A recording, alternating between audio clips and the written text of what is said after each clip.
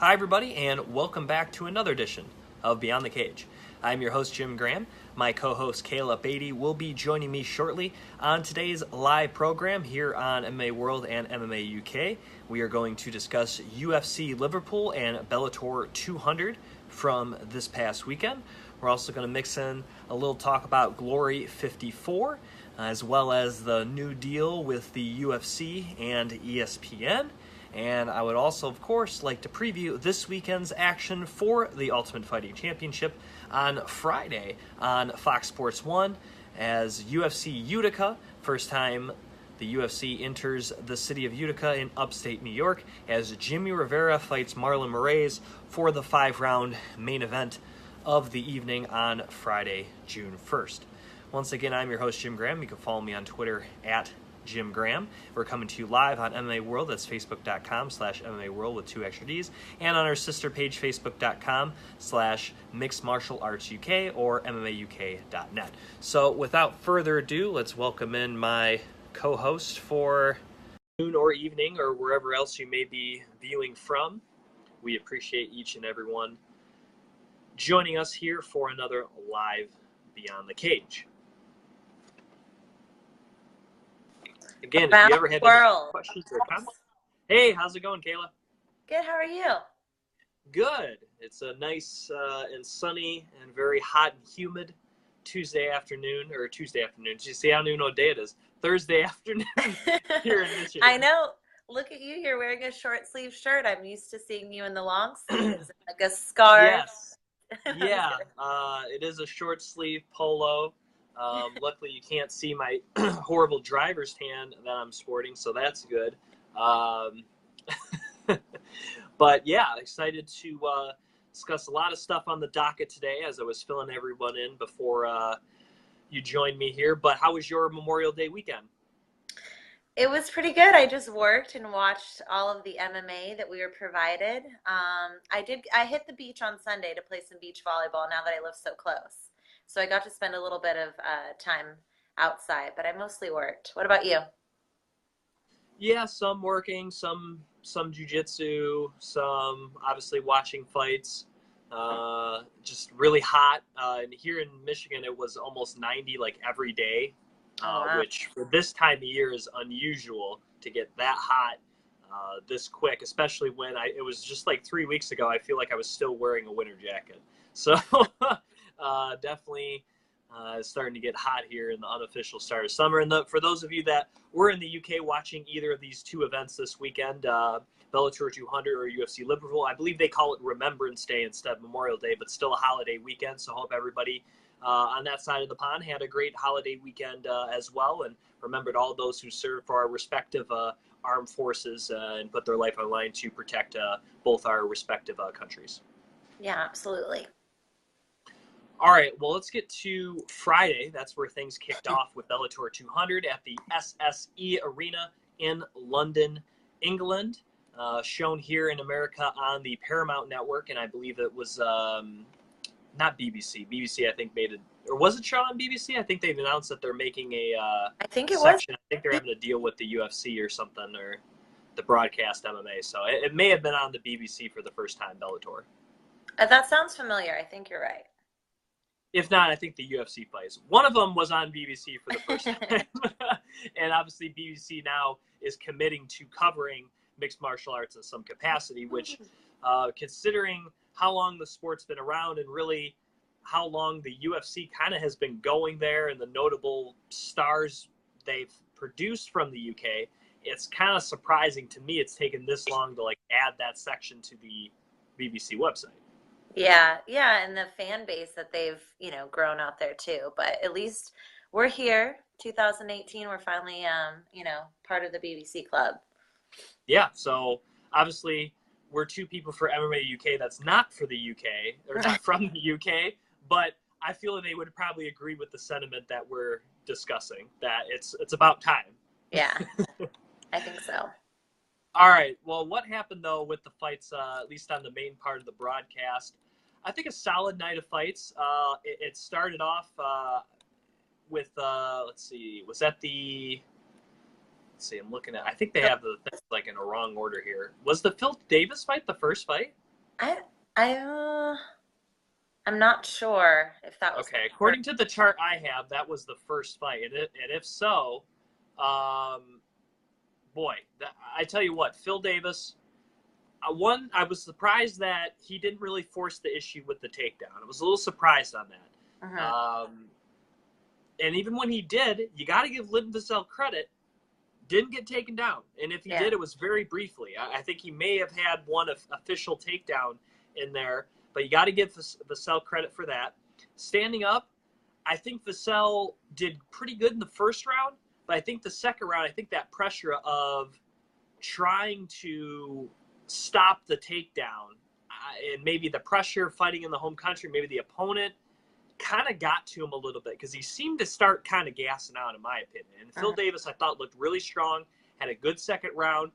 And it's amazing, even though I know Phil Davis has been around, this is his 23rd professional fight. But to me, this was the first fight I can really sit here and look at and go, Phil Davis looks like a complete fighter now. This is the first time since I've seen him. I think he started in the UFC 2009, 2010. So Mhm. he's been fighting at a high level for a very long time. But this is the first time I really saw Phil Davis and went, wow, this guy really seems to kind of have everything together, accentuated by the fact how he finished this fight, not just by a ground and pound stoppage, but with a nasty head kick, a great head kick that he set up. He had tried it towards the end of the second round. He went back to the well the third time. This time it landed flush, and Vassell was out cold. Yeah, and I mean, adding to that, it's probably just the experience of him, going for those takedowns, not seeing that it's not there, trying some new stuff, looking for, excuse me, yeah, like you said, an exciting finish, trying those kicks. So I don't know if it's just something new that his team's trying out or if he's brought in new people over to train with, but I agree. I think he looked really good. Um, and yeah, I think it was just Linton Vassell, especially in the first two, was kind of throwing a little bit more crazier arms and stuff, and probably did just gas himself out. Yeah, I noticed a big difference. He was throwing a lot of looping shots, and I think he was putting a lot of focus on trying to get Phil Davis out there early, knowing that Phil Davis is a grinder. And Hmm. so I think maybe he went with a little bit of a wrong strategy. I actually don't think he performed. Dylan Vassell had actually performed better than I thought he was going to in terms of against Phil Davis. Just overall, I thought Phil was kind of just going to run right through him, wasn't going to be able to stop the takedown, and probably get pounded out for a 15-minute decision. But that's not what we saw. So you got to give Linton Vassell credit for that. But I think maybe he almost overestimated how good he was going to be stopping the takedowns. I think he actually was mentally prepared. All right, I'm probably going to have to work out from bottom. Maybe I can catch him in submission. And maybe once that realization set in, like, oh, I got to stand up, maybe it kind of surprised it. Maybe he surprised himself. Maybe he didn't. I don't know. Maybe he did. But we've seen Linton Vassell perform better than this overall, especially with the stand up. So I actually, at some point in time, would like to see this rematch. I think it would be compelling. At some point, I wouldn't be opposed to it, even with the knockout. But for Phil Davis, I actually think, to me, what's next on the horizon is a rematch with King Mo. We all remember how great that was. I think was that a year ago, 2 years ago from around this time when he debuted at Bellator. I think it might have been 2 years. So I would like to see that run back. And obviously, with King Mo being out of the current heavyweight tournament, Ryan Bader being tied up with that tournament still ongoing, that's actually what I would like to see next is Phil Davis against King Mo too, because I think that deserves a run back because that was a close fight and a very exciting fight. Now, I remember after Mo's last fight, he was talking about changing divisions.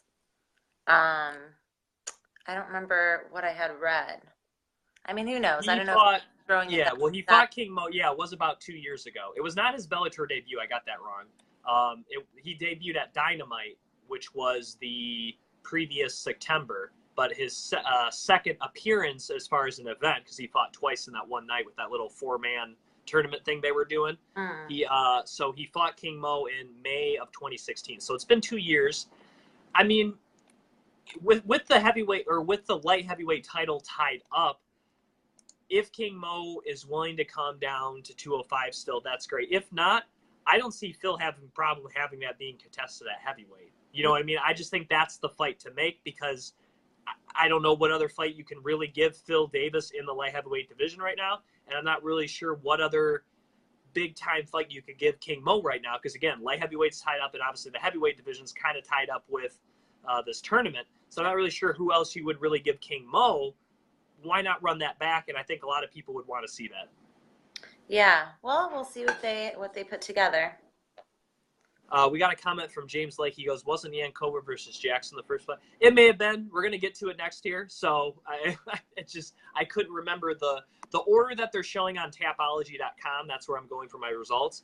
Didn't seem like the order I remember watching it in. That's why I sounded suspect when I think, was that the first fight? But that's the way they have it ordered on their website. But they have all of them there. Anyways, like I said, we were going to get to that Kate Jackson, Anastasia Yankova fight next.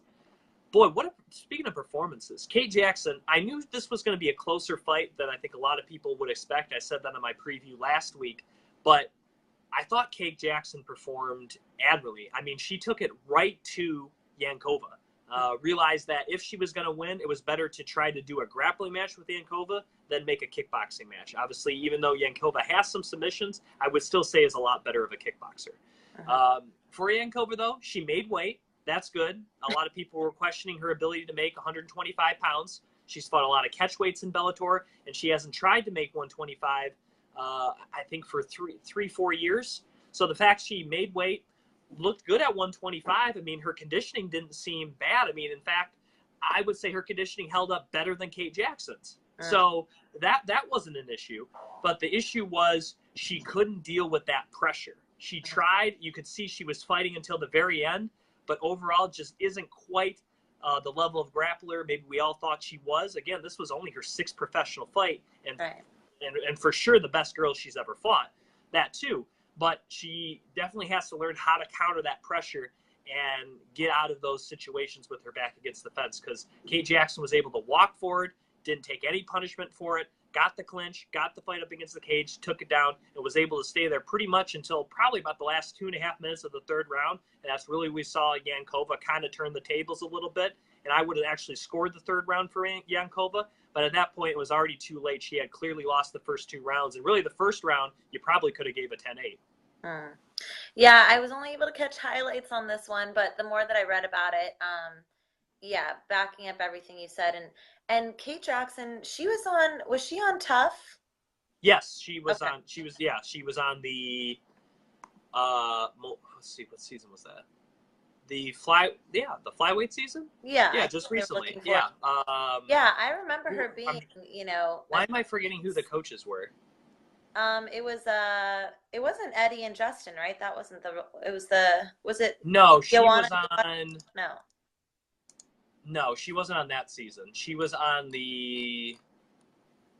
Let's see. Oh, she was on the Joanna Claudia season. Right. Okay. She was on Team Claudia. I remember being very impressed with her on the show too, and just she's a little Tasmanian devil. She's very tenacious, putting on that pressure, like you said. So I had a feeling that this was going to be a hard fight for Anastasia. Yeah, she actually made it to the semifinals of that season of The Ultimate Fighter, beating Irene Cabello and then Ashley Yoder, and then lost to eventual winner Tatiana Suarez, but wasn't given a chance to fight in the UFC afterwards for whatever reason.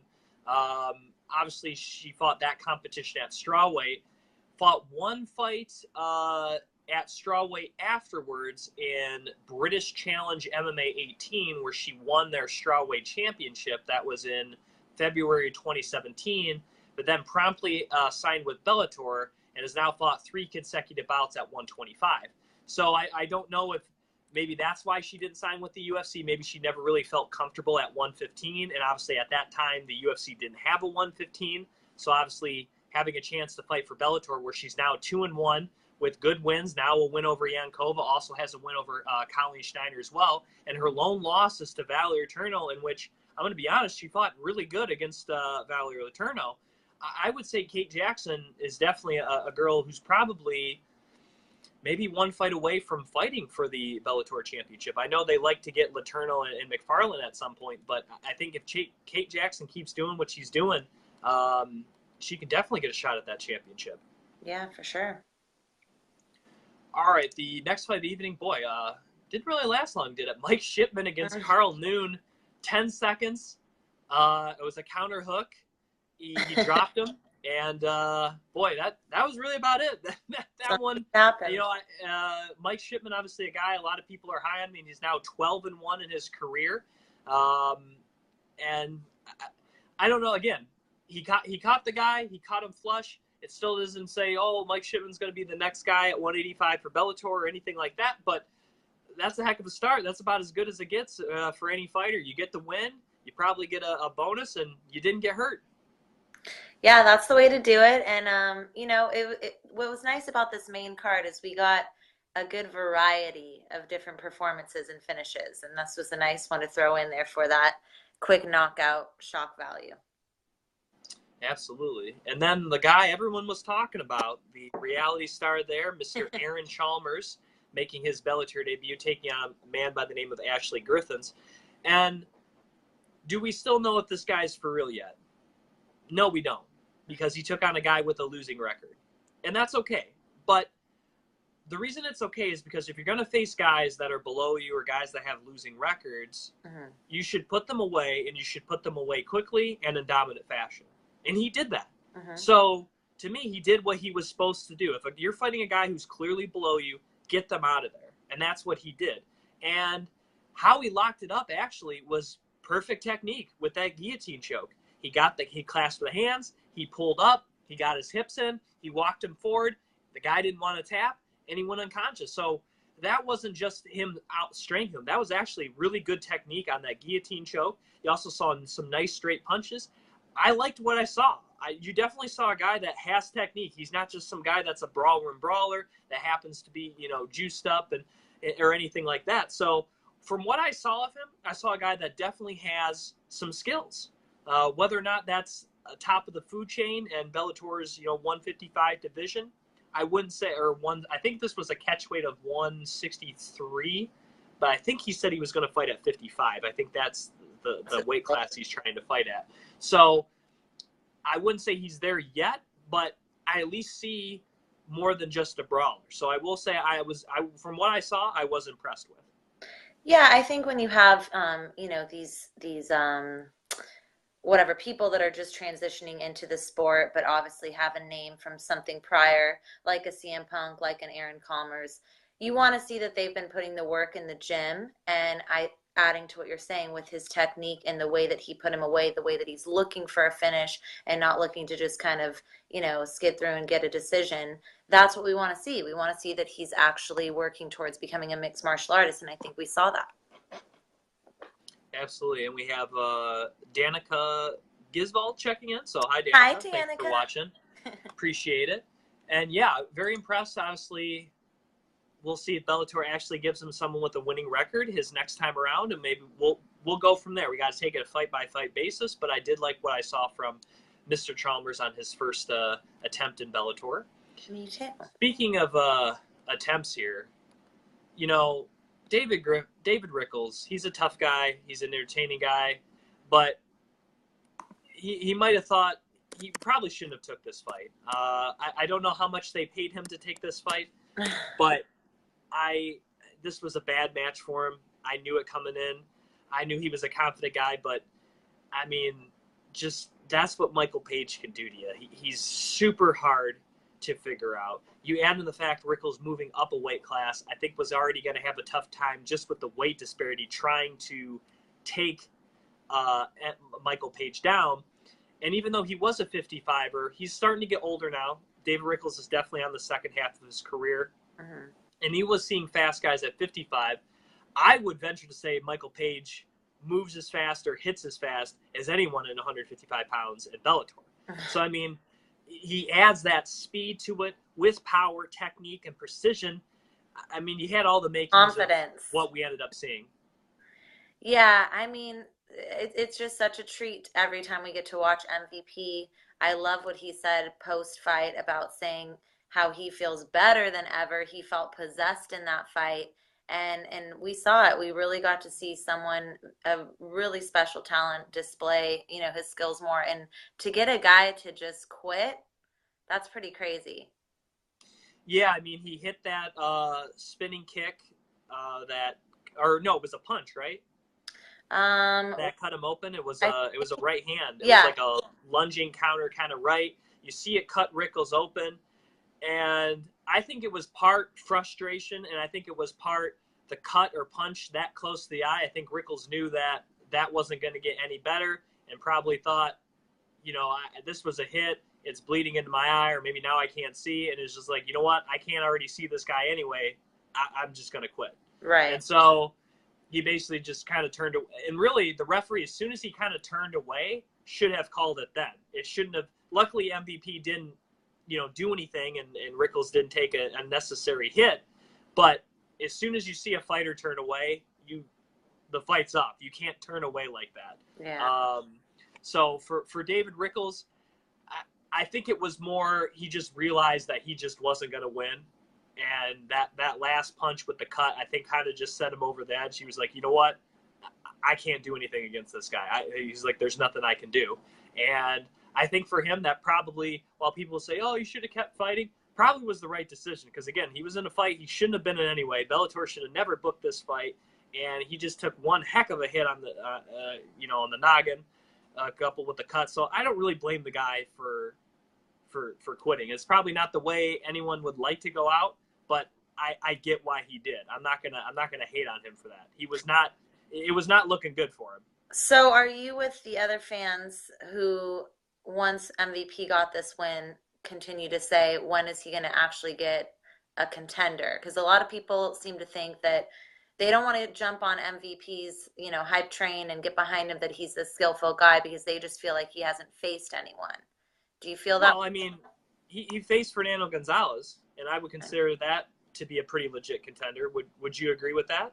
I would, yeah. I don't necessarily agree with those fans, but I mean, that's what I got heard. The fight sucked, but that has nothing to do with not taking on someone legitimate.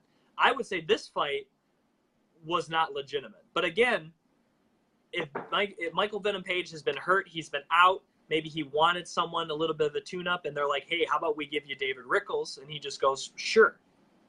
We don't know what was offered to him, though. That's the thing. We know he was supposed to fight Paul Daly, but we all know what's going on with Bellator and Paul Daly. So after that, he had injuries. If that's the fight that was offered to him, if you're Michael Venom Page, you kind of knew this was probably going to happen. You'd have a great chance to showcase your skills again, if anyone forgot. So I wouldn't say no. You know what I mean? Like, I don't blame Michael Page for taking the fight. For David Rickles, it's a horrible matchup. You could say, like, why would David Rickles take it? Now, for Michael Page, and this is something I talked about in the preview, I don't know if he would go with it, but I give him a lot of respect if he did. I'd love to see him against John Fitch. It would be, you add in a guy who is the complete opposite of him in every stretch of the imagination. You have the epitome of a grinder. You have a guy that's a great wrestler, a guy who's been, besides, he lived in the area of GSP, but for about 5 years, John Fitch was the number 2 welterweight on the planet for a good amount of time. And I know he's 40 now. He's not as fast as he was. He doesn't take the hits as well as he does, but he can still wrestle. We saw that against Paul Daly. He still took him out. So I would think if Michael Venom Page beats John Fitch, you can finally, I think, say Michael Venom Page is ready for a Bellator championship shot. And if John Fitch beats Michael Page, the first loss of Michael Page's career, you can go, maybe John Fitch still has a little bit left in the tank. Let's see how he does against Rory or Douglas Lima or Andrei Korzhakov. Let's see how he does against some of these top guys, or even Lorenz Larkin. So I would say Michael Venom Page against John Fitch would be what I would love to see, because I think it would answer a lot of questions for MVP, whether or not he was legitimate or not. Yeah, no, I like that too. Main event, Gegard Mousasi taking on Rafael Carvalho. I'm not so much surprised Gegard Mousasi won, because I would have picked him to win. But I'm impressed the way he did it and how quickly he did it. Yeah. I knew he would be the better grappler, but I thought Carvalho, who I would say is maybe a little bit stronger, a little bit maybe a little bit faster, I thought would try to control the distance better and really try to use that kickboxing range and really use those leg kicks to his advantage, which are for sure his best weapon. And he also can switch it mid and high, but the leg kicks are where he starts and working. And then you saw him land a couple of the leg kicks early, and I thought, all right, this is the rhythm Carvalho needs to fight at. But Gegard probably felt a couple of those and thought, all right, I ate a couple leg kicks. Yeah, I'm I don't not want letting him kick me anymore. exactly. You notice that's when you saw him kind of rush in, get the clinch, get the takedown. And Carvalho almost kind of seemed lost because it seemed very quickly that Mousasi was able to move from up against the cage and the clinch to all of a sudden getting mount. And once it was there, Carvalho pretty much just kind of turtled up. It looked like he was just kind of waiting to Gegard to slip or something. But at that point in the fight, they're not sweaty. There's a lot of traction. There's a lot of chance for Gegard to stay on there. And Gegard went in for the kill and got it. And Carvalho just kind of shelled up. And for as good as a performance it was from Gegard, I think it was equally a poor performance from Carvalho. We've seen a lot of great performances from him in the course of his Bellator career, not including the first fight against Melvin Manhoef. Other than that, he's been pretty good at Bellator. But this one, I don't know if it was just nerves or Gegard Mousasi's that much better than him, but Mousasi took him out and looked a lot better in this fight than his Bellator debut, and definitely looks like the guy Bellator signed, and so it kind of stole and paid from the UFC. I will say that. Yeah, I mean, if you're going to take a belt from a champion, that's the way to do it. And I think that, like you're saying, just maybe the experience of Gegard saying, hey, if I don't, I know fans want to see, maybe a 5-round fight and a battle between us, but if he doesn't have to, why take all that damage? Why take those kicks? So yeah, I think he just, made the decision, saw the opening there to get it on the ground and be dominant. And I felt like Carvalho was frustrated too. So I think it might have been a little bit of nerves of that he's fighting Gegard Mousasi and maybe the hype and build up behind it. So yeah, eventually, maybe we can see a rematch for that because I think that there were some factors like that coming to play, which is a little disappointing. But, Gegard's the new champ. Now we have a super fight being thrown around, and there's definitely a lot there that Bellator can do now to really build up Gegard and build up that division and make some exciting fights like they were planning when signing him. Yeah, I'm assuming, I guess that's what they want next is Rory versus Gegard. I'm also interested in a rematch between Alexander Shlemenko and Gegard Mousasi, considering how close that first fight was. But what I think might happen is they'll probably have Shlemenko fight John Slayton, and the winner of that probably fight whoever comes out of Rory and Gegard. That's my guess. If they could do something different, but considering I feel Slayton's already earned his shot at the championship, I would say that's kind of the next best thing is take on former champion Alexander Shlemenko, and considering how close he was to beating Gegard not that long ago, if Slayton beats Shlemenko, I think you can't deny him any longer. So I would say that's probably the fight to make. And then you probably have, in the welterweight division, you probably have Lima maybe have that trilogy fight against Korzhikov to set up a number one contender, or maybe you have Korzhikov fight Lorenz Larkin. You have a couple of fights around there I think that may be interesting. Of course, I know I mentioned John Fitch and MVP, but you also could have John Fitch against Douglas Lima or Douglas Lima against MVP. They got some other fights that they can build up the next contender for the welterweight division. For sure. All right, let's get to, UFC Liverpool, which was this past Sunday on Fox Sports 1. Let's see, was there anything? I got to give a shout out to Jillian Robertson, who I will be interviewing tomorrow on MMA UK. She had a fantastic performance against former Cage Fighter, or Cage Warriors, she is a cage fighter, against former Cage Warriors champion Molly McCann, as she was able to take her out in the second round with a rear naked choke. And I thought looked really good against, obviously a very high quality opponent, obviously the hometown favorite there, in Liverpool being the English fighter, and didn't really seem to bother her with all the cheering and shouting and allaying and singing, and she went right to work, and she really proved that she's a newly minted brown belt, because those were some pretty slick ground skills she showed. Yeah, she looked good. So let's see. Also, you got to give Tom Breeze some credit. It's been a while since we had seen Tom Breeze, and he knocked out the very tough veteran Dan Kelly in the very first round. And also Darren Stewart, finally, he had lost 3 fights in a row, I think with the no contest in there as well. Finally gets a win. Had some trouble with Eric Spicely, but I knew he was the better boxer. If he kept it standing, he definitely would have advantage against Spicely. That's what he was able to do, and caught the knockout. Definitely had some adversity in that fight. It wasn't just smooth sailings the whole fight. He had a couple of spots where he was in trouble, but ended up putting away Eric Spicely. So finally, Darren Stewart gets on the winning track here, and good for him. I wanted to give him a shout out as well. All right, so that was actually the first fight of the evening on the card, was the Eric Spicely Darren Stewart. So like I said, Spicely had some moments in the first round with the submission game, but Darren Stewart for the most part kept the fight standing. Definitely proved he was the better fighter. Got the knockout. Second fight was actually moved up because there was a cancellation between, I think it was Davey Grant and I want to say his last name was Bermudez. Manny Bermudez got canceled, so Claudio Silva and Nordine Talin got moved up. And Kayla, this next fight here with Claudio Silva and Talib. Talib, obviously a very good Muay Thai striker. He's a very big and strong welterweight. He was definitely having the advantage on the feet.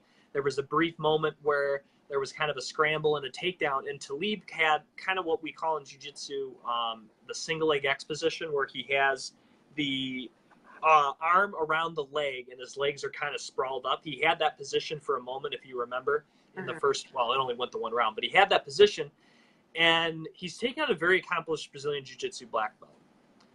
Talib does not have a black belt in Brazilian Jiu-Jitsu, nor do I even think he's ranked in Brazilian Jiu-Jitsu. And for whatever reason came over him, Kayla, he decided to play Jiu-Jitsu with this guy. And he tried to kind of do like a leg lock kind of sort of deal.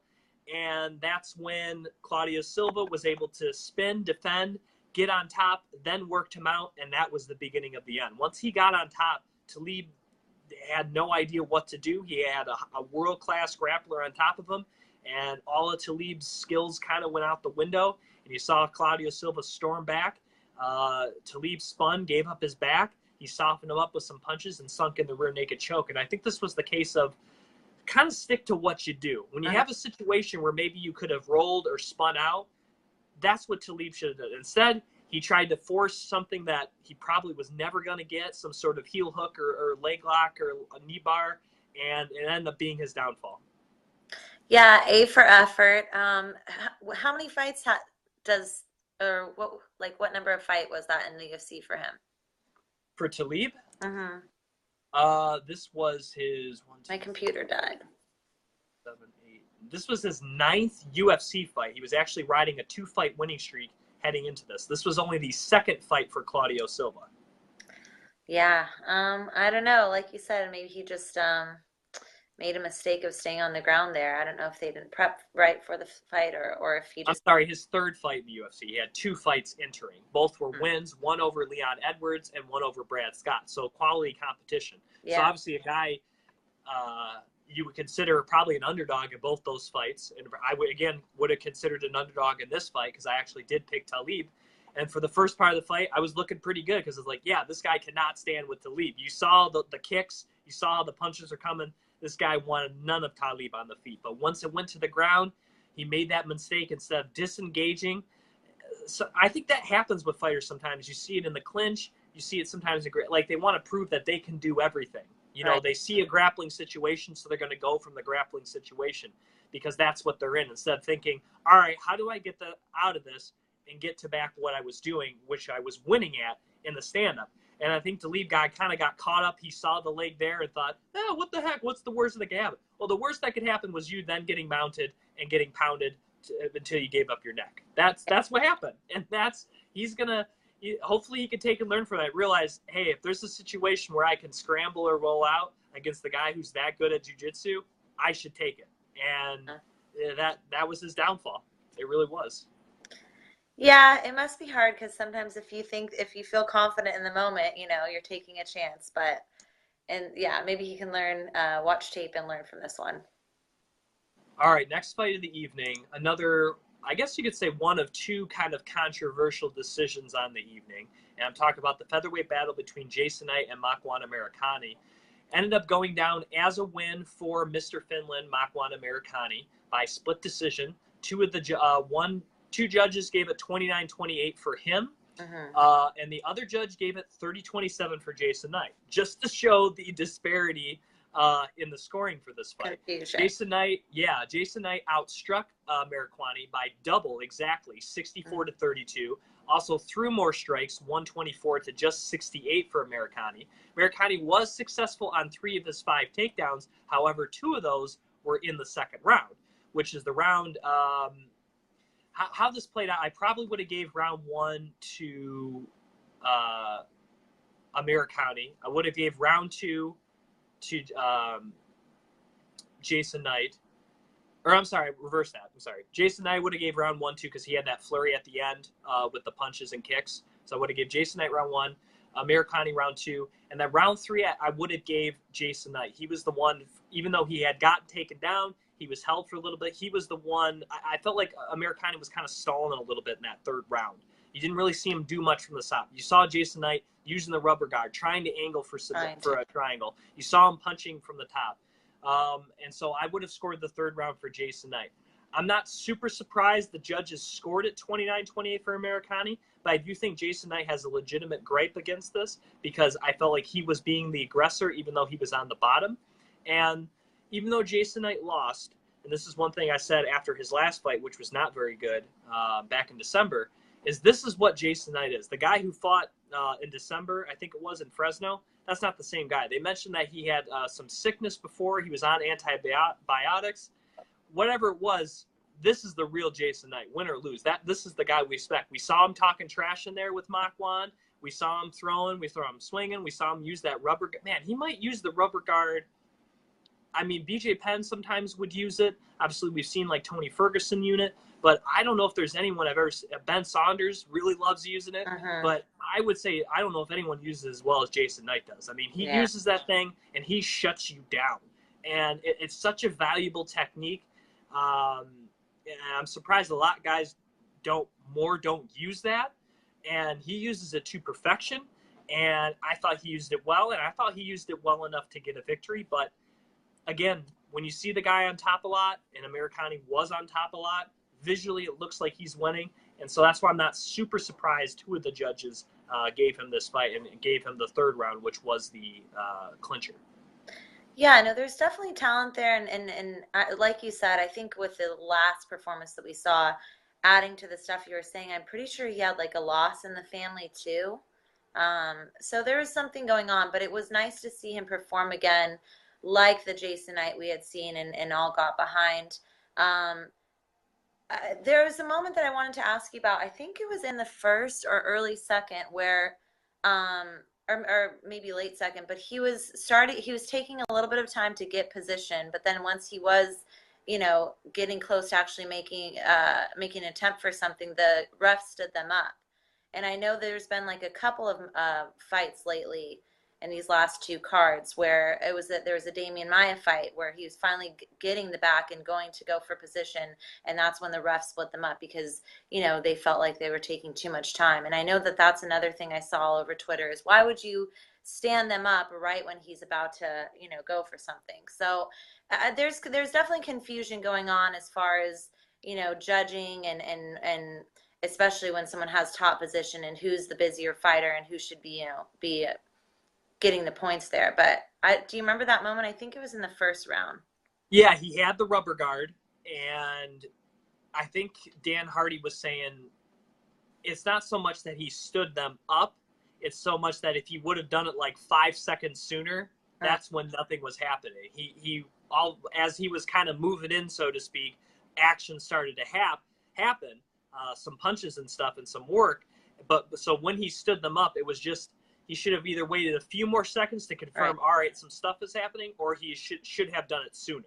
And so I think that's the thing. He just kind of was in between those 2 moments in that fight, and he picked it. But one of the things that the rubber guard and for Jason Knight is not necessarily stalling, but is shutting the guy's offense from the top to get a stand-up. That's one of the things some guys like to do with rubber guard, not necessarily use it to try to set up a submission or a sweep, but use it as a technique just to simply shut down that top offense. And that's one of the things rubber guard can do very well because it gets you on the back of your neck.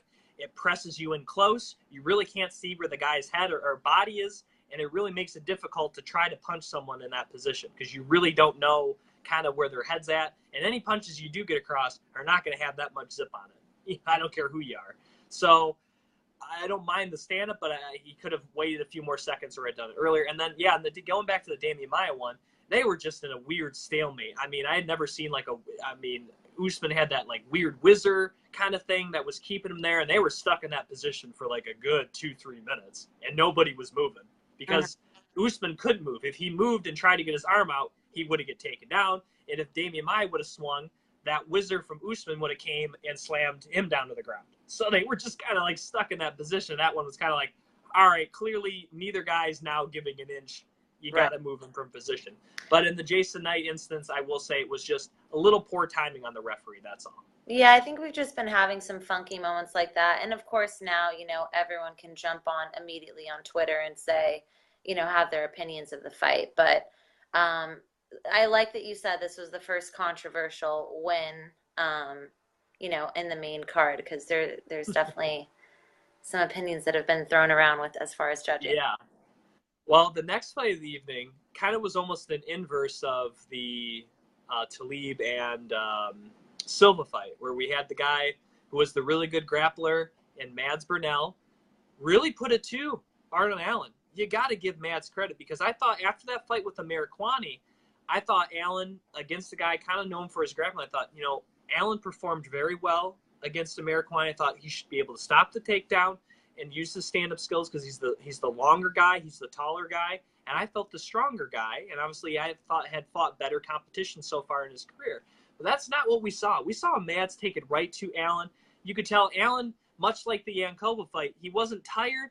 He was still in it, but you could tell he was frustrated. You could tell it was kind of starting to wear him. You could see a little bit in his reactions. It's not that he couldn't do anything physically. It's just he couldn't still move. But it's just like, man, this guy was just right on him, grappling him. And then just for a second, you see another takedown attempt there in the third. You see an arm come across from Allen for a whizzer. Mads doesn't pay any attention to it, thinks, I'm safe here. My head's pretty close to the chest. He's not going to be able to choke me here. But he kind of moves farther down into it. Then you see Allen turn that arm up, come around, and is able to secure, I think they list other as choke, but I think you can call that kind of like a anaconda or Dar's choke, was more or less kind of what that was, a variation. But he kind of just kept on digging his arm deeper. Allen twist, turned, saw the opportunity, and he knew he had to get a finish and just squeezed to high heaven, and it was enough to get the tap. And this was a fight where if you're Mads Burnell, you got to be mad. No pun intended there, because you had this fight 30-26, maybe 30-25 kind of in the bag. All he had to do was, not get finished. And you got to give Arnold Allen a lot of credit, because a lot of guys, I think, would have gave up and wouldn't have even really paid attention to the fact they had an opportunity to finish. But Allen saw it and didn't let the opportunity go by him.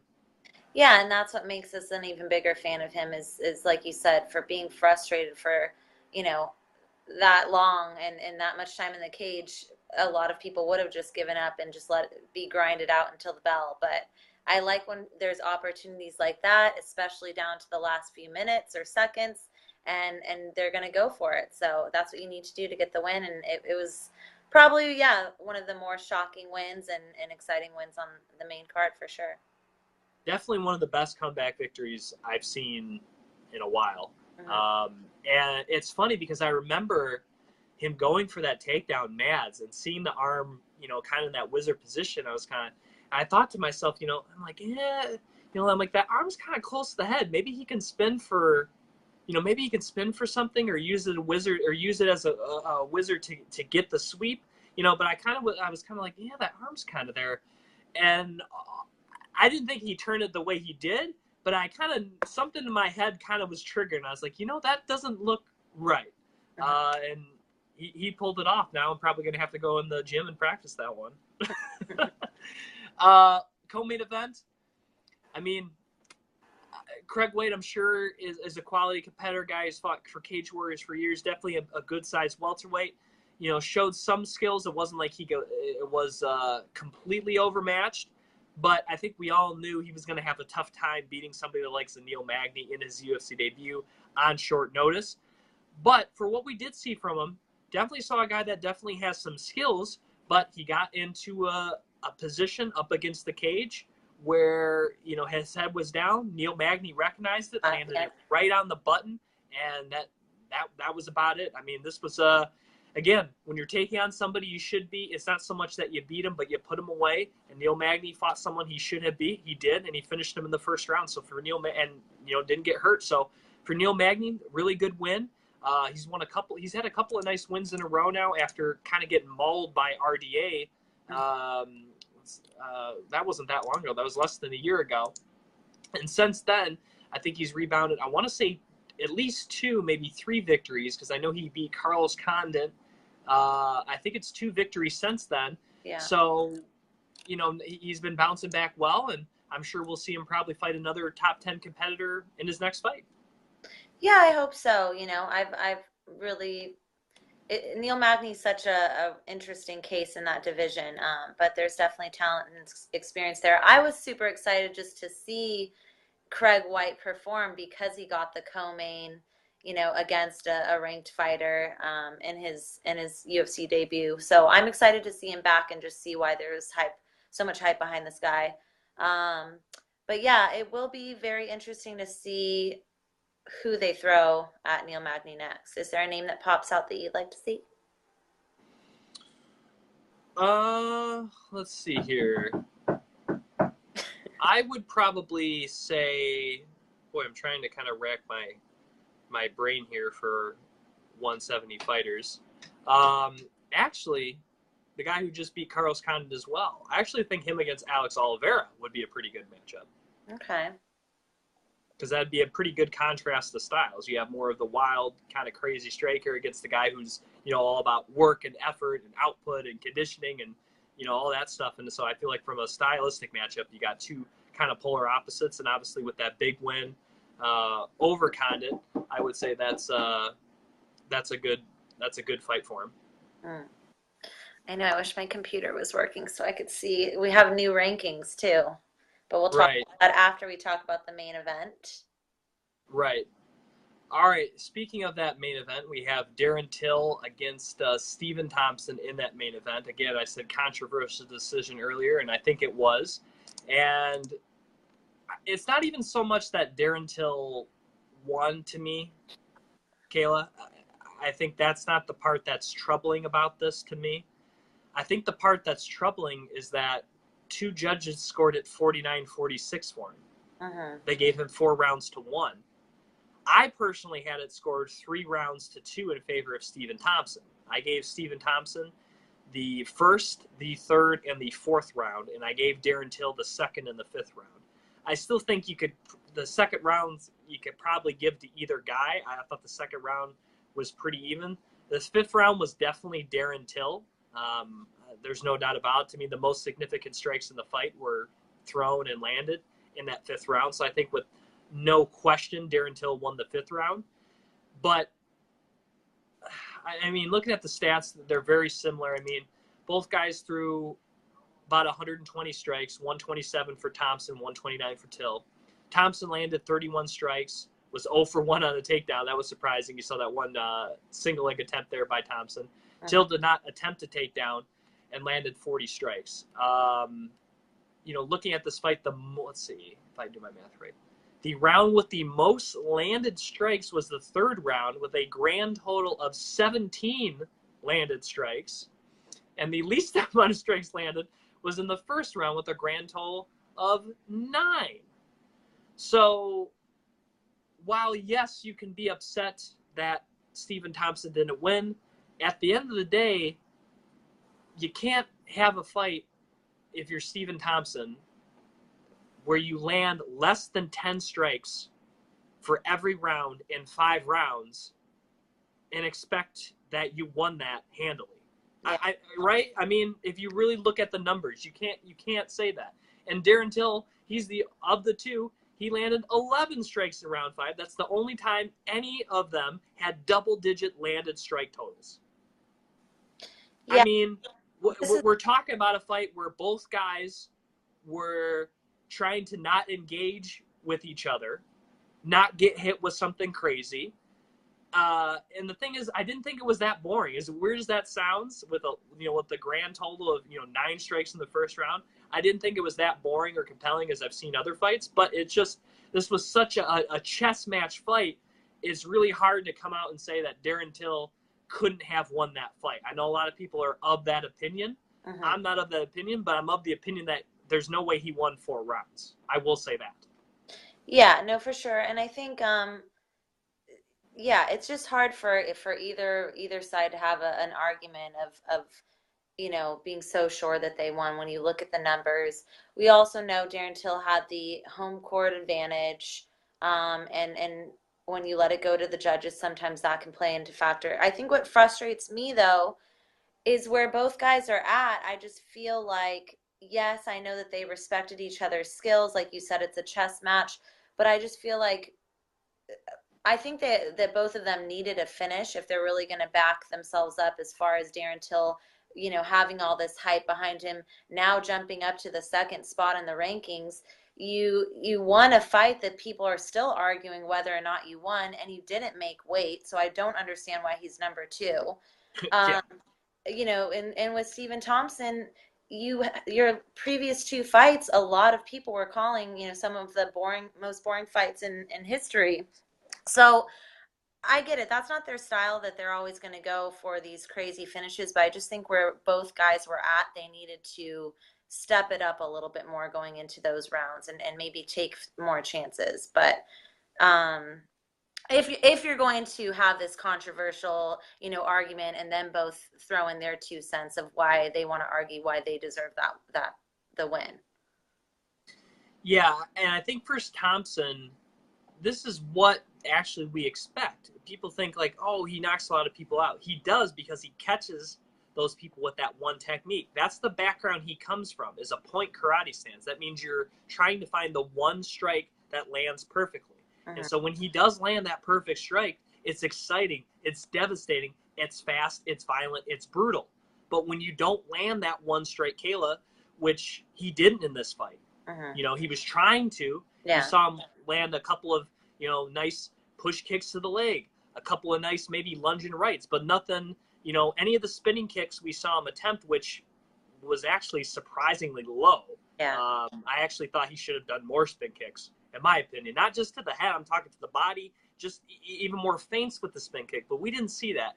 I thought that's something he also didn't do a lot in the Tyron Woodley fights. I think maybe for the fear of getting, taken down while his back was exposed. But against Darren Till, I don't think there was that risk of getting taken down. I think he should have been a little more loosey-goosey with those spinning attacks. I would have liked to see more. And again, I could see the first round, okay, even 2 rounds really feeling out. But this is for both guys. You got to step up the output because there aren't too many fights you can win landing less than 30 strikes in a 25-minute fight. That's a fact. I don't care who you're facing. If you go, man, I landed 30 strikes this fight. Well, how long did you fight for? 25 minutes? That's garbage. Yeah. I'm saying it right now. That's garbage. Now, that's why I'm saying, like, even though I thought Stephen Thompson win, even if they would have gave him the win, you can't be that happy. This is not that great of a win. It's not that great a performance by either guy. Darren Till being number 2 is ridiculous. But again, Darren Till, to me, has one more chance to even fight at 170 because if he misses again, they're going to force him up to 185. And, he talked about maybe being scared of facing a wrestler. He would have been scared to face a wrestler more for this fight than fighting somebody with stand-up skills like Stephen Thompson. Well, guess what? They're probably going to give you that wrestler. They're probably going to give you Kamaru Usman, and we're going to see whether or not you can handle the Nigerian Nightmare coming at you, trying to take down and rip your head off. We're going to see if Darren Till's for real, because I think that's the fight you got to make, because it'll prove 2 things. 1, can he take a wrestler? And 2, can he make weight? And if he can get by Kamaru Usman while making weight, the guy's legit. I mean, that there's really no argument for that anymore. And if Usman beats Darren Till, you got to give the man a shot. That'll be 9 wins in a row in the welterweight division. Nobody's done that. Nobody's won that many fights in a row without getting a title shot in any division. So you can't deny him anymore, especially if he beats the now number 2 ranked fighter in the division. No, I completely agree, and it will be interesting to see if that fight's set up because, I don't want to believe that Well, it's just being thrown around there. People believe that obviously they're trying to push Darren Till because of the fan base, because of the hype that he's built up. But I just think it's funny that we're not, you know, that impressed with this performance to where we're immediately saying like, yes, there's a reason he should be number two. There's a reason why he should get the title shot. Like we still need another performance to prove that. And that's why I was a little disappointed with this main event is I just think both guys needed to just be a little bit more aggressive in there. But Yeah. And for Stephen Thompson, real quick, I think he now may be done fighting or getting back to a championship. I mean, he's now already 35 years old. He's now, he's had the draw, the loss, and now the loss to Woodley, then the loss here to Darren Till. I know he has the win against Rory and Jorge Masvidal coupled in there as well. But with his age, with the way his fights have already gone against the current champion, I'm not sure if he gets back there, Kayla. Welterweight has a lot of, we obviously have an interim title fight coming up in another week. So obviously there's your next technical number one contender. And then, as I mentioned, we're both on board with having Usman versus Till for the contender after that. And so depending on how all those things go, we may see Stephen Thompson. I guess there's a small window, but I think this might have been his last real chance at getting back to a championship. And it didn't, like you said, it wasn't aggressive enough. It didn't seem like there was a sense of urgency for him because you had to know going to the fifth round that this was going to be a close fight, that there's no way that the judges were probably going to score this one correctly on either end of the spectrum. And it just never seemed like he kind of amped up a little bit. He kind of just stuck to that same point style that we've seen. And for a lot of guys, he can do that like he kind of did against Rory. We've seen him do it against other guys and get away with it and really befuddle them. But this was not a fight where he like completely befuddled Darren Till and we're just like, wow, Darren Till has no idea what's going on. That's not what type of fight this was. And so from that point, that's why it was disappointing because I think there was a lot more on the line for Stephen Thompson than Darren Till. Because if Darren Till would have lost this close fight, he's what, 23? You know what I mean? He'll bounce back. You know what I mean? But Stephen Thompson, he doesn't have that many more fights left. yeah. Well, we'll see. It's going to be very interesting, and yeah, there's just a couple of fights that need to happen just to see how everything plays out. See when they finally book the next title shot for the champ. All right, before I let you go, Kayla, this is gonna be one thing that will transition into something. So just just so everyone will know what I'm going for here. So Glory 54, that's this weekend. So there's you're going to have UFC on Saturday. You're going to have Glory on Saturday. And Glory for the first time will be streamed. Well, not for the first time, but for only like the second or third time since they've signed with ESPN and Fight Pass, will actually be streamed live on ESPN Saturday. That's 4 p.m. Eastern or 1:30 where you're at there on the West Coast, Kayla, on ESPN News. Okay. If now, for some reason, at least on my programming guide, I checked. It didn't say it was showing Glory Kickboxing, but they also said on June 5th, Tuesday at 10 p.m. on ESPN2, they will replay it. And it'll also be available to stream, I think, for a couple days after the event on the Watch ESPN or ESPN3 app or website. So if you did miss it on your DVR, it's not in your programming guide, and you can't wait till Tuesday, that's the way to watch it too. But for most of us, you should get it on ESPN News starting at 4:30 Eastern. So I wanted to pass that along. And that's the main card, which includes 2 title fights, one of them being the face of Glory right now, Enrico Verhoeven, as he takes on Milan Vestovic for the second time defending his heavyweight title. Also, for the first time defending his welterweight champion, Harut Gregorian will take on Mr. Nabiev, who has been nothing short of fantastic, coming with back-to-back wins over former champion Cedric Doumbé and Nicky Holtzkin. So this guy, we'll see if he can upset another guy. Gregorian obviously is a guy that's very heavy-handed. That's how he won his championship. That's probably how he's going to have to defend his championship. But can he go 15 minutes? Can he go the full 5 rounds? I don't know. So that's where Nabiev may come in. Very interested in that. Also, a couple of undercard fights to feature. So 4 fights on the ESPN card, and then the Fight Pass part of the card. Daniel Olunga, one of the top 10 light heavyweights in Glory. He's going to be fighting on the card. Also, former lightweight title challenger Amon Baya. He's going to be taking on Josh Johnsey. I think that's a huge fight there. And the other Gregorian, Murat Gregorian, also another former title challenger, he's going to be on the card. Also, American kickboxer out of Chicago, Richard Abraham's going to be fighting on the card as well. And that's on the Super Fight Series. That's going to kick off at 2 p.m. Eastern or 11 on the West on UFC Fight Pass on Saturday. So, well, thank you for telling me about yes. it. Definitely going to tune in. Yeah, so the reason I brought up the whole ESPN and Fight Pass thing is because, of course, we all know just a few days ago that ESPN and the UFC has agreed to a 5-year deal, including events not only on the actual network ESPN, but also on their new streaming app called ESPN Plus, which is a subscription-based service that's, I believe, $4.99 a month. Will include access to other sports and including some limited or what they call non-exclusive access to actually UFC library.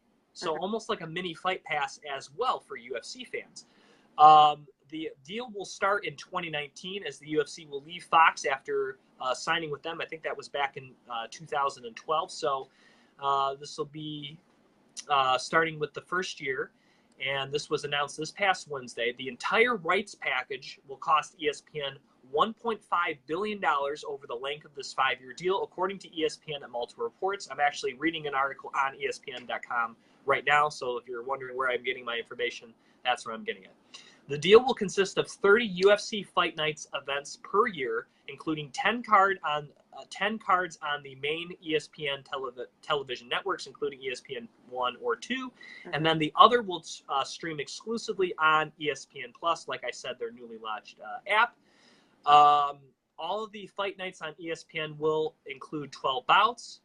Additionally, ESPN networks will also air all the preliminary bouts prior to the 12 UFC pay-per-view events in 2019. Let's see here. Fox's UFC exclusive rights partner since 2001 was originally interested in staying with the UFC until NBC declined its option to match for WWE SmackDown Live, and Fox won those rights instead. So don't feel too bad for Fox. They're going to get wrestling, so I'm sure they'll be okay. The domestic television deal with ESPN should bring further stability to the UFC and its process and whatnot. And Mark Shapiro, co-president of the WME IMG, which now owns the UFC, says we're ecstatic about the deal, and we're ecstatic about the partner, and we're ecstatic about the partner. Okay, so what a horrible quote that was from him.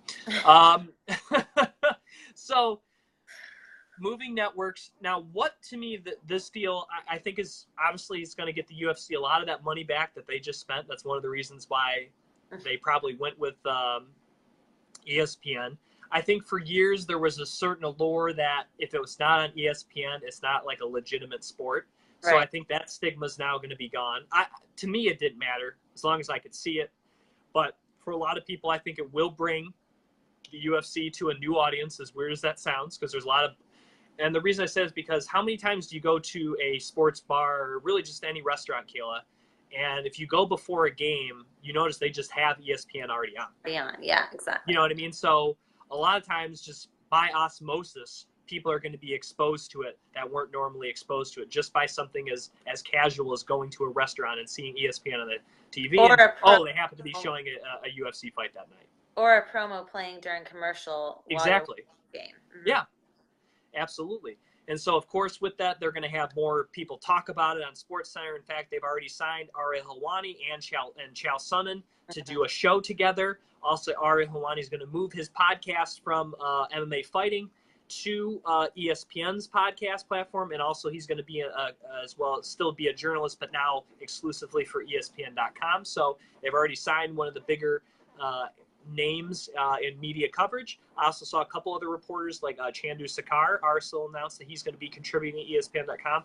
and I'm sure more probably. We already had Brett Okamoto, but probably going to see more people starting to be involved with the ESPN brand of MMA coverage. Now, what I don't know so far is who's going to be like the main head announcer, who's going to be color commentator, anything like that. Obviously, Sonnen already kind of has a commentating deal with Bellator. And I guess this is not going to interfere with that in terms of him hosting the show or contributing as an analyst to ESPN. But I doubt Bellator would want him being on as a color commentator. Yeah, I'm sure that. I think that probably wouldn't fly. Now, I know Mike Goldberg did the big Bellator pay-per-view for Bellator again, but we haven't seen him since. So I don't know if Mike Goldberg is still out there. If so, that we could possibly see ESPN pick him up. That'd be a familiar face and voice for a lot of mixed martial art fans. And there's no shortage of analysts and guys out there they can bring into the table. One name I'd love to see would be Jens Pulver. Oh, what I was throwing too is I had read something yesterday that Joe Rogan, he's been a little bit more absent, but it was more that he just couldn't come to terms and agree with Fox. So they're thinking that we'll see him now more often now that, they're washing their hands of the Fox deal. So he might be back more often. Who knows? But I know he's busy with a lot of other stuff. Right. Yeah. So I don't know if ESPN will try to bring in, any of their other commentators since it's a new era, or if they're going to use the exact same guys the UFC normally uses. But if they bring in some other guys, we'll see. Yeah, times are changing. It'll be interesting. So, but anyways, do you like the ESPN deal? And what do you think about a lot of the events being streamed on this new app, ESPN Plus? I think it's just they're getting with the times. If anyone was going to test out this streaming service of having so many events on an app platform, opposed to the TV, I think that the UFC is the one to do it, because I'm sure depending on how successful or unsuccessful it is, it's just going to trickle down to the other promotions and how they provide their viewing. But it's where the world's going. We're seeing more and more people just watch content that way. So I think that it's going to be successful. I think if they do lose any fans, with this new app and people trying to figure out if they want to still hold on to Fight Pass and the app and pay for both or choose one or the other, I think, like you said, getting in partnership with ESPN is just going to bring a whole new fan base. So, yeah, I think it'll go well. What do you think? I think it's going to go well. Obviously, ESPN has gotten a lot of flack, I think, for how they cover stuff that isn't games. They're in between the non-game. I don't think a lot of people have complaints with how they produce a sports broadcast, but they have a lot of complaints what they talk about on SportsCenter, who they have on SportsCenter, all the talking head shows on that. And obviously they had that mass firing not too long ago where they fired a lot of people, reporters and analysts and commentators who a lot of people liked. So if they've kind of gone a little bit of, I hate to say dark ages, but they've recently kind of had some things that maybe a lot of people haven't agreed with, but their name means a lot. So I don't have a problem overall with signing on ESPN, having their fights being shown on ESPN1 and ESPN2, the prelims, having ESPN pay more attention to mixed martial arts. That's nothing but good things for the sport. What I don't like, and this is from a UFC standpoint, not necessarily an ESPN standpoint, for ESPN, having this type of events on their brand new app that they're launching is great. But for the UFC, it's not great because they already have a streaming app subscription service. Yeah. That right now is double the price of what ESPN charges for theirs. And also the fact that ESPN Plus subscribers will have access to a lot of the same stuff that Fight Pass subscribers already have access to at half the price. Not to mention, if you are a fan of other sports, you're going to get access to college sports, Major League Baseball, NBA, NHL. You're going to have access to a lot of that as well, that you wouldn't obviously have with Fight Pass. And again, at $5 less. So that really begs the question, like you said, how many people are still going to end up having Fight Pass? Now, of course, you're still going to have local events like right here in Michigan, like Warrior Extreme Cage Fightings on Fight Pass. You're still going to have Glory Kickboxing for the Super Fight Series, Invicta, Eddie Bravo Invitational, Cage Warriors, Polaris Grappling. Stop me if I missed something. Titan, I believe, still broadcast on Fight Pass. Yeah. So there are still going to be some, and the UFC still did say there are going to have some exclusive events that are going to be only shown on Fight Pass. And I'm sure for some of the non-ESPN cards, the pay-per-view cards, they're going to have the early prelims on Fight Pass. So they're still going to have some UFC live streaming stuff.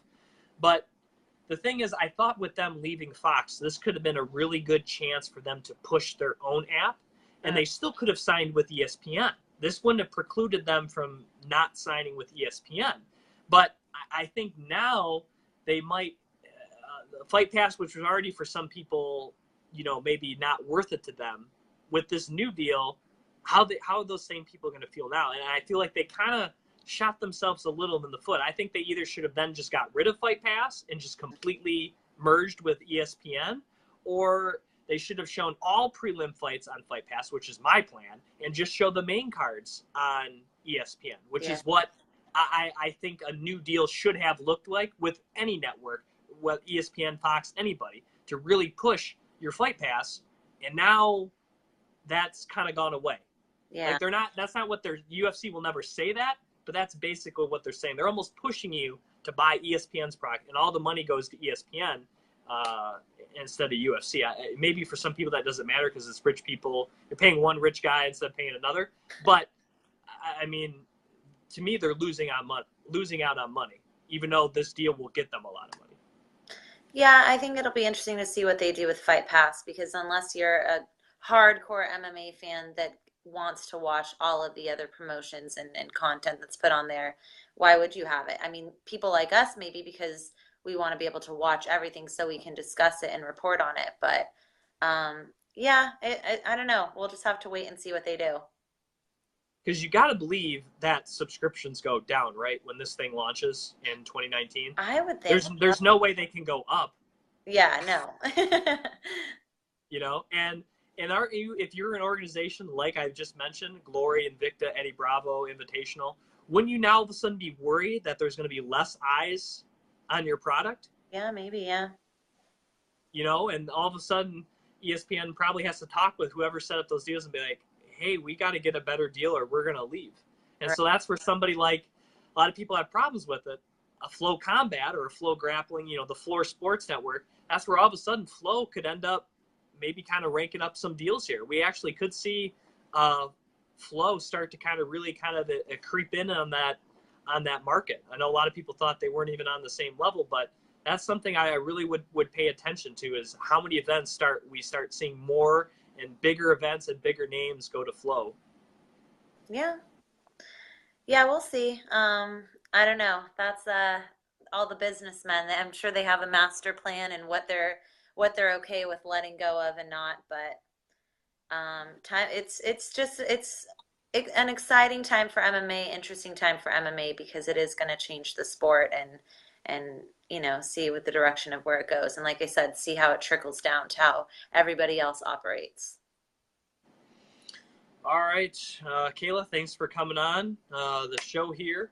Appreciate all the time and insights and everything. We got to discuss a lot today, but I'll let you. I know you're a busy woman. You're doing like 8 podcasts and reporting on stuff and doing interviews and working and everything. So I'll let you get to that. But thanks for coming on once again. Now, yeah, I got to talk to you once I feel comfortable talking about what I'm learning and training. But yeah, very good to talk to you, Jim.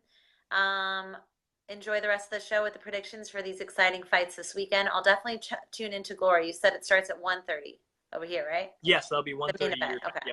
Yeah. So like I said, check your program, just because like mine, it wasn't showing. It was showing the replay coming up this Tuesday, but it wasn't showing the one on ESPN News. So just pay attention, just in case you flip it on live. You're like, why isn't it on? Because on mine thing it said college rugby, which I don't know. No offense to rugby, but come on. Yeah. All right. Well, take care, and I'll talk to you next week. All right. We'll see you next week. Bye. All right. Kayla Beatty, everybody, leaving here. Again, you can follow her on Twitter and Instagram at fangirl_MMA, breaking down some fights and talking about the huge deal with the UFC and ESPN. But before I let everybody else go, I'm staying with you for a few more minutes here as I talk about this main card this weekend for the Ultimate Fighting Championship, coming live on Friday night, 10 in the East, 7 in the West. That's UFC Fight Night Utica. Again, this Friday, June 1st on Fox Sports 1. Also, a couple early prelims will be shown on Fight Pass starting at 6:30 Eastern, including a guy training right here in Metro Detroit, that being the Monkey God himself, Jared Brooks, as he takes on Jose Torres. That's going to be the very first night of the evening. Very excited to see Jared Brooks back in action here for the UFC. Also, Jarny Eduardo versus Nathaniel Wood, as well as Jessica Aguilar, former World Series of Fighting champion, against a former Invicta standout, and I believe Ultimate Fighter contestant Jody Isabel will round out the Fight Pass early prelims starting at 6:30.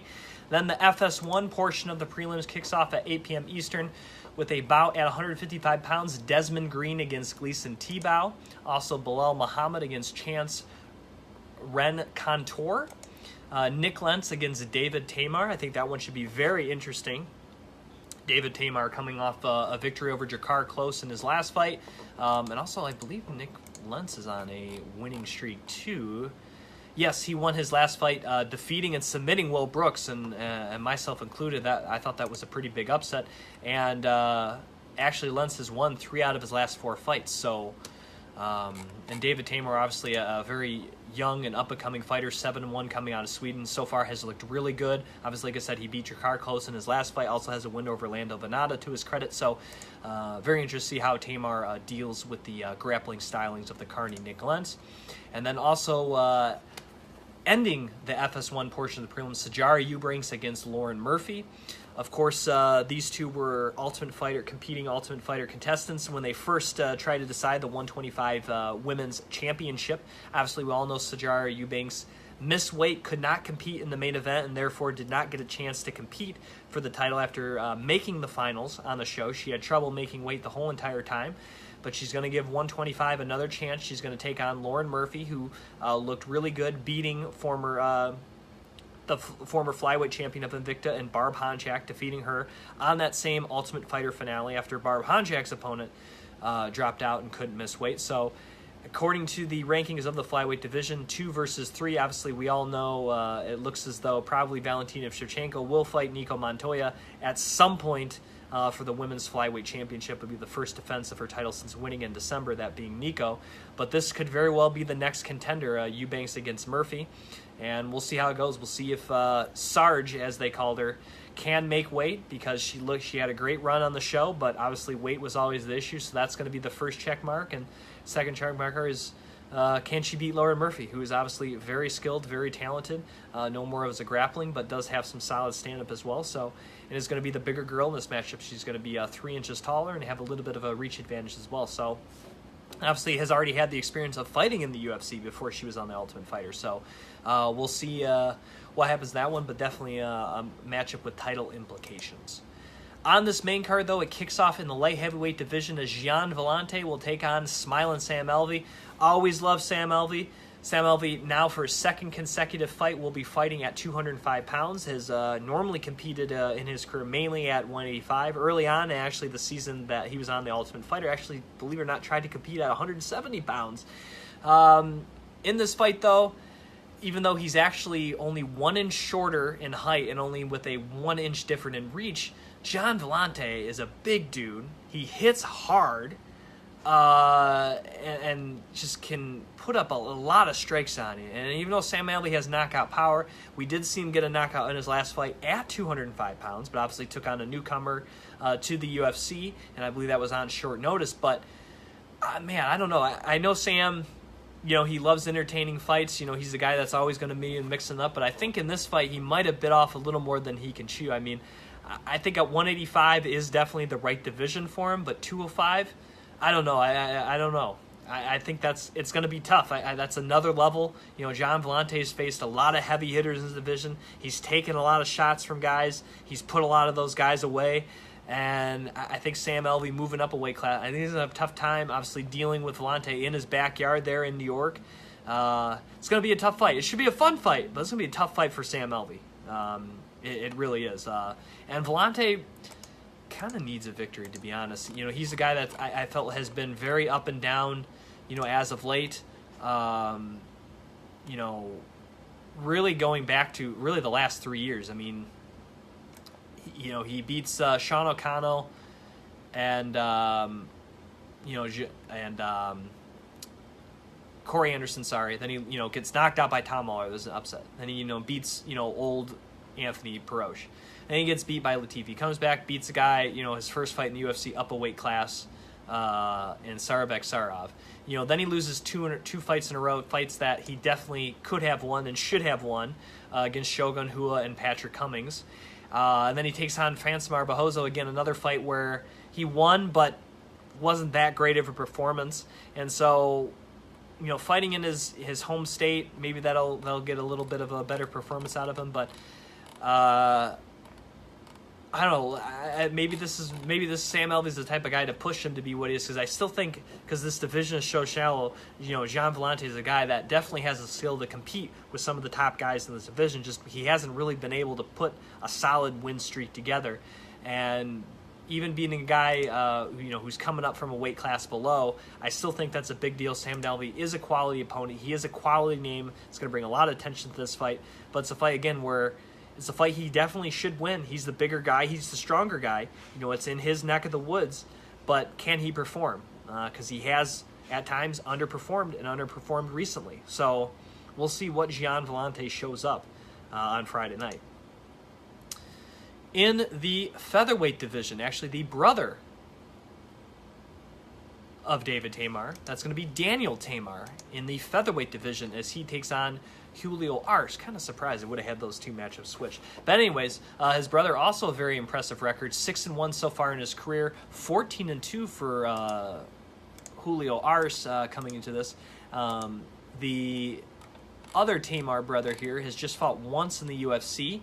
It was a very close fight in which he ended up losing against Danny Henry, and that was in July of last year. So it's been nearly a year since we've seen the other Tamar brother. And looking at his opponent in Julio Arce, he debuted on the Contender Series, winning by second-round knockout. That was August of last year against Peter Pettis. He then, in his proper UFC debut at UFC 220, was able to win a unanimous decision over Dan Ige at UFC 220. Again, as I said, in January. Has a very good record. What I will say, though, for the other Tamar, Daniel Tamar, he's not really a big featherweight. I think actually he could probably even fight at 35.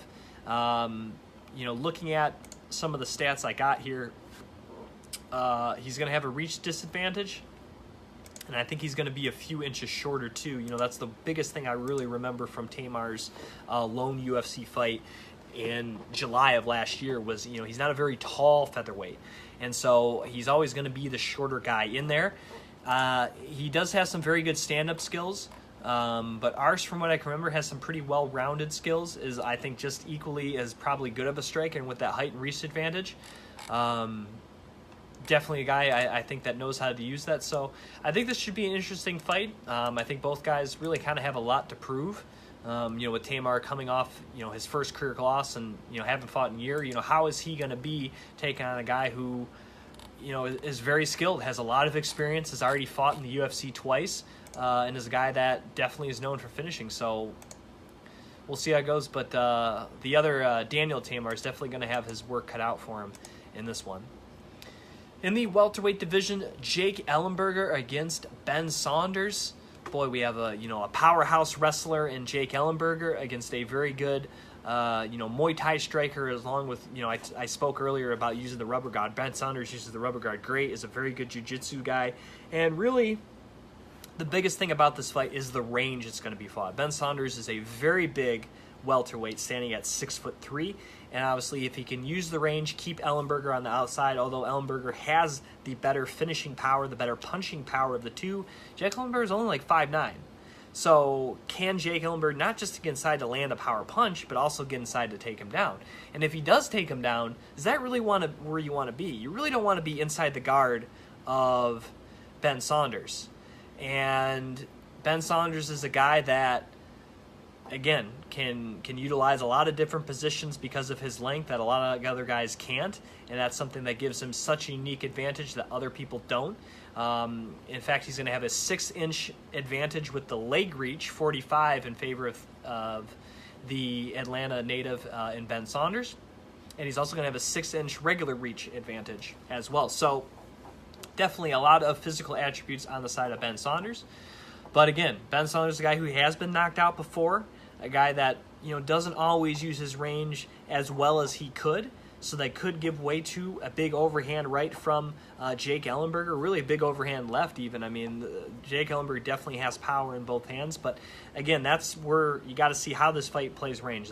The more it stays at distance, you got to give Beck Saunders the advantage. But the more it stays in close, Ellenberger could have a chance to end it with one punch. And also, even though Saunders does have good jiu-jitsu, Ellenberger can be suffocating on top and definitely is a guy that is looking to do damage once he does get on top. And sometimes because Ben Saunders is so comfortable off his back, sometimes he opens the guard a lot. He's not always having trying to stop blows, and that could leave himself open to a possible a big ground strike or two. So I think this is going to be an exciting fight. I think both guys are not really known for being boring. So I think we're going to see a fun fight. We're definitely going to see a finish and possibly even fight of the night. Walt Harris against Daniel Spitz. I think this is a tremendous matchup in the heavyweight division. We have two very good strikers. Obviously, you have the more stocky and big known punching power of Walt Harris, who is a very good and tremendous boxer, really good combinations.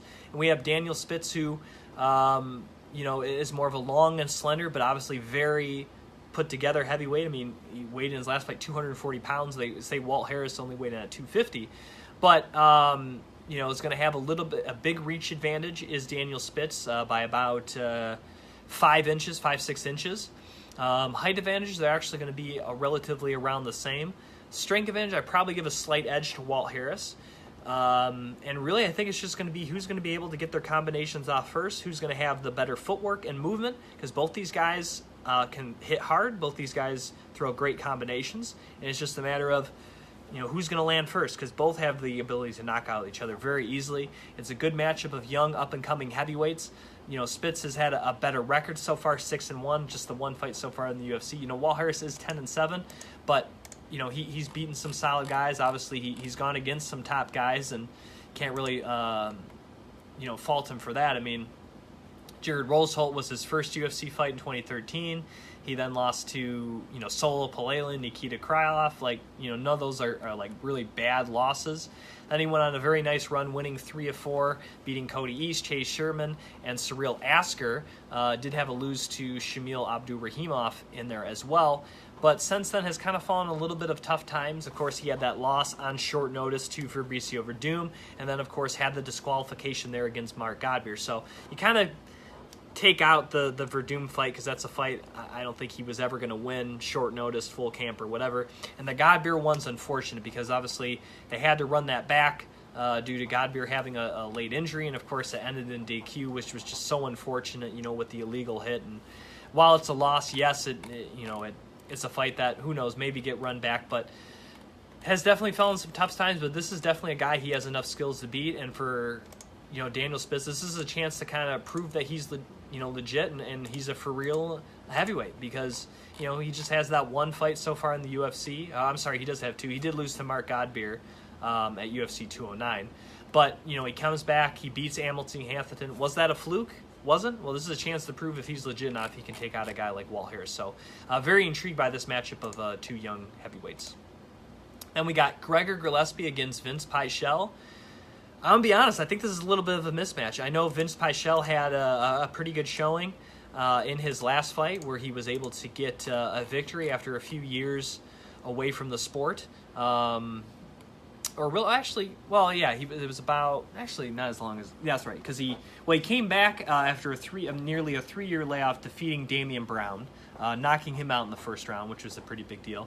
And then he took on Joaquim Silva in his next fight and won. And I think that was a surprise to a lot of people. A lot of people thought, Joaquim Silva's a really good grappler, Vince Pichel's not, but looked really well against Silva too. I think a lot of people's despite a lot of people's belief, mine included, I thought the win over Damian Brown was a little bit fluky, and despite being out and having injury problems, he's 4-1 in the UFC. His one loss to Rustam Habilov, which is a very quality opponent, getting knocked out in the first round, but since then has been able to rack up, like I said, four victories. However, he's taken on a guy who is definitely, a lot of people call him the next big thing at 155 pounds, and with good reason. Gregor Gillespie has been nothing short of dominant so far in his career. The 31-year-old, originally from the Long Island area, has also spent some time, I think, in North Carolina as well. Is 4-0 so far in the UFC, dating back to his debut in 2016, 11-0 in his career. And I think has really just gotten better with each performance. You know, he had the decision win against Gianco Franca in his debut. Then he knocks out Andrew Holbrook, very solid lightweight. Then he takes on Jason Gonzalez, definitely a guy who has a lot of stand-up skill, a lot of power, submits him. Then he takes on Jordan Rinaldi, who probably not as good as Holbrook or Gonzalez, but again, he does what you need to do against guys you should beat, takes him out, knocks him out in the first round. Vince Bichsel is a tough guy. I don't see Gillespie knocking him out, but I could see definitely him submitting him. It's whether or not Pichel can stop the takedown, which I'm not sure if he can. But if he can, I think he has a chance to stand on the feet with Gregor Gillespie. I think a better chance than some other opponents have. So very interesting, another test. It's not quite the leap forward I would have liked for Gillespie, in my opinion, but again, we don't know what he was offered. We don't know if anyone got hurt. As far as I know, I don't think anyone got hurt. This isn't like a short notice, but and obviously record-wise it matched up because Vichel is 11-1. He's taken on 11-0, but obviously a guy I wouldn't consider near elite or anything like that. So it should be interesting fights. Another test for Gillespie, and we'll see how it goes for him. But I would definitely say he's for sure the favorite in this matchup. And last but not least, the main event in the bantamweight division is Jimmy Rivera takes on Marlon Moraes. The winner very much could be fighting for the championship in their next fight. In fact, I think Jimmy Rivera may have already earned that right, but of course, as we all know, they're going to do a rematch at the top of that division between Cody Garbrandt and TJ Dillashaw. Jimmy Rivera obviously has speaking of phenomenal records, 21-1 so far in his career. He is undefeated in the UFC, and I think he hasn't lost in something like 7 or 8 years. And he's beaten quality names every step of the way, starting from day one with his debut in 2015, knocking out Marcus Brimage, then defeating Pedro Munoz, then defeating Uriel Alcantara, then defeating Uriah Faber, and most recently defeating Thomas Almeida just about a year ago in July 22nd. That was at the Fight Night Long Island, once again fighting in his home state of New York. Now, it's been a while since we've seen Jimmy Rivera fight. Part of it is due to injuries on the part of his opponent. Part of it is probably waiting to see how that top of the division plays out. I think that's part of it too. And actually, Marlon Moraes versus Jimmy Rivera was actually a fight that almost happened 6 months ago in December, as Marlon Moraes was fresh off his victory over another New Yorker in Aljamain Sterling. He tried to fill in for Dominic Cruz, who got hurt. He was actually going to fight Jimmy Rivera in December. Marlon Moraes said, I can't make 135. I just thought, how about we do 140? And Jimmy Rivera was like 140. And then Marlon was like, well, I can't really make 140. How about we do 145? And I think at that point, the time had passed, and it was just like, Jimmy Rivera, I'm not going to fight you at 45. And, Marlon Moraes, as much as you kind of give him credit for wanting to take that fight, probably was a good thing he didn't. It was just too short a time, and obviously a guy that definitely cuts a lot of weight to 135. So we had to wait a little bit to get it, but we get it, and I think it's going to be fantastic because both guys, I think, are very quick, very fast. Jimmy Rivera definitely is more of the grappler, definitely has a very strong wrestling base, but has really good range control for being a smaller guy. I think you really saw that in his fight with Uriah Faber. Now, against Thomas Almeida, you did see him get tagged a few times, but his wrestling took over. Against Marlon Moraes, he's facing a guy that definitely has a lot of strikes at his disposal. Obviously, the leg kicks are going to be his main weapon, and he can mix that up and go to the body and to the head. I mean, ask Aljamain Sterling. That's how he knocked out Sterling, was with the head kick. So definitely a guy I would say is the better finisher of the two. We have not seen Rivera. We've seen Rivera go a lot of decisions, but we haven't seen him go 5 rounds. In World Series of Fighting, Marlon Moraes went 5 rounds many a time. And so as far as cardio, I'd have to give an edge to Marlon Moraes. He's been in there in championship rounds. He has championship experience, and the 25 minutes is not going to phase him. Will it phase Jimmy Rivera at all? And also, I think the longer it stays striking, I would say you have to give Marlon Moraes the advantage. I would say he's still the better striker. Not saying Rivera can't have any success on the feet, but I would say Marlon Moraes is the better striker. And the longer it stays on the feet, it definitely gives Moraes a higher quality of finishing this fight. Grappling-wise, Rivera does have some jiu-jitsu skills. He doesn't really show that a lot. He does have a few submission wins on his record, but I would say overall Jimmy Rivera is the better grappler, and the more it stays in close, if Rivera can push up Marlon Moraes against the fence, get him frustrated, make him try to use those muscles, obviously maybe catch one of those leg kicks because you don't want to eat too many of those, otherwise you're not going to be able to walk. I think if Rivera can do that, change levels well, use fakes and feints to disguise his takedowns, and also set them up moving forward and really try to get Moraes moving on his back foot, I think Rivera can win. But if he's allow Moraes to take control of the center of the cage, not checking leg kicks or not catching the leg kicks, and is really letting Rivera have that range to bounce in and out, to get away from those feints and level changes and everything, and forward pressure, then he can win. So should be a very interesting fight. I think it's a really good main event, and I'm looking forward to watching that one on Friday night. So without further ado, let's get to picks here for Friday night UFC Utica, June 1st, starting at 10 p.m. in the East on Fox Sports 1. Kicking things off at light heavyweight with Sam Alvey against Gian Villante. I love Sam Alvey. I'm always going to be rooting for him. I've interviewed him several times over the years. Great guy to talk to. Very nice dude. Generally one of the nicest fighters I've ever interviewed. But Gian Villante, I think just the size, having dealt with some big dudes and taking punches from big dudes before, I think is going to be a big difference in this fight. So I'm going to go with the New Yorker Gian Villante. Julio Arce against Daniel Tamar. I'm going to go Julio Arce. I think for his performances so far in the UFC, coupled with the layoff of Daniel Tamar, I'm going to go with Julio Arce in this one. Jake Ellenberger against Ben Saunders. I'm going to go Jake Ellenberger. I think he's going to be able to either land one of those inside bombs, or he's going to be able to take the fight to the ground. And again, Ben Saunders sometimes likes to keep it, a little loose because he's so confident. And I think Ellenberger might be able to land one of those bombs either in ground and pound or catch him on the inside and get a knockout. So I'm going to go with the juggernaut Jake Ellenberger in this one. Walt Harris against Daniel Spitz. I think both guys are really good boxers, but I'm going to go with Walt Harris in this one. I think he kind of has something to prove after his last two fights, especially with that DQ against Mark Godbeer. I think if he can keep his combinations, keep them nice and tight, and keep up with that great footwork and pace that he likes to use, I think he can get the win here. So I'm going to go with Walt Harris. Gregor Gillespie against Vince Picel. Vince Picel is definitely a tough guy. He can take a hit. He can throw it. He can throw a hit too. But I just don't see him being able to keep up with the grappling ability of Gregor Gillespie, and I really think that's going to be a difference. I think Gregor Gillespie, even if initially Picel can stop the takedown, I don't think he can do it for 15 minutes. So I see Gregor Gillespie either getting a submission finish, late second, early third, or getting a decision victory. So I'm going to go with the gift, Gregor Gillespie, in this one. Jimmy Rivera against Marlon Moraes.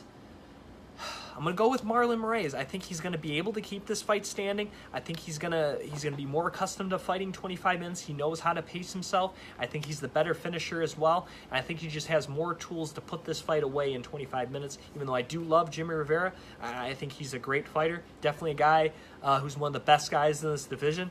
But I think Marlon Moraes is going to get this one. All right, thanks everybody for watching again to another live edition of Beyond the Cage. I'd like to thank my co-host earlier in the show, Kayla Beatty. Again, you can follow her on Twitter and Instagram at fangirl_MMA. I'm your host, Jim Graham. You can follow me on Twitter at Jim Graham. I'm also on Instagram at TheJimGraham. I'd like to thank MMA UK. Again, that's MMAUK.net. At We Are MMA UK on Twitter as well as Instagram. And again, if you watch it on their Facebook page, facebook.com/Mixed Martial Arts UK. And of course, right here at MMA World, that's facebook.com/MMA World with 2 extra Ds. So until next week, for Kayla Beatty, I am Jim Graham. Thank you for listening to another edition of Beyond the Cage. Goodbye, everybody.